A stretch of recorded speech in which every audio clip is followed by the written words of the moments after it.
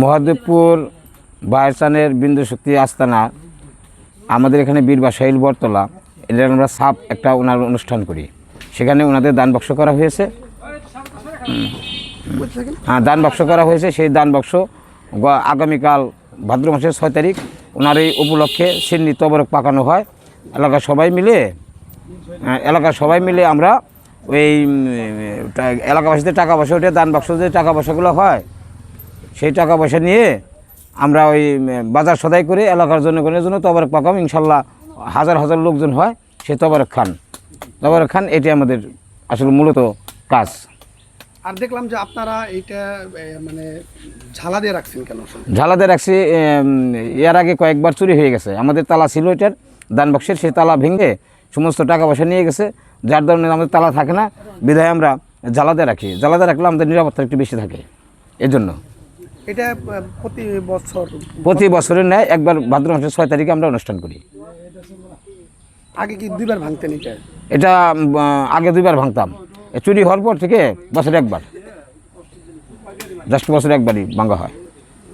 আর এটা হয় কোথায়?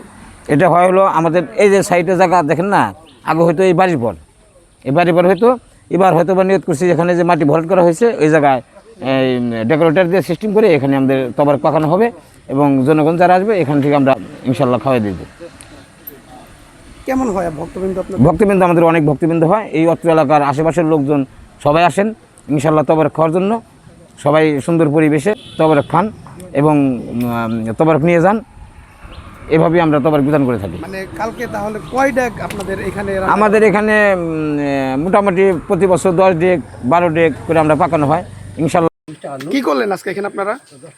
আমরা জায়গা মনে করি জোরে বাইরের বাগলার আস্তানার দান বক্স খুললে কিছু টাকা বের করে মানে বাজার সাথে দেওয়া লাগে। এই তো এটা কি প্রতি বছরই করেন কাকা? প্রতি বছরই করি ভাদ্র মাস 6 তারিখে। আর দেখলাম যে দান বক্স মানে ঝালা দিয়ে রাখছেন কেন? ওই চুরি করে ব্যাংকে নিয়ে যায় টাকা, যার জন্য জ্বালা দিয়ে রাখছেন। 2বার ঘটনা করছে। মানে